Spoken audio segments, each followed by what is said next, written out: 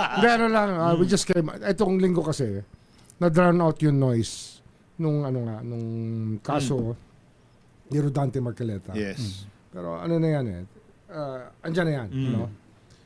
Pero, nung Monday, actually Monday yata pinirmahan ko na Monday, napirmahan ko na yung dismissal ni Mau Aplaska from the service. For the service. From the service, Yung Senate Sergeant at Arms. Sergeant. Na pinreventive Acting ninyo. Sergeant at Arms ng Senate and Sergeant at Arms of the Commission on Commissioner Appointments. appointment. Dinismiss na namin from the service. Okay. Anyway, we will come out with ilalabas namin, ano namin ang decision.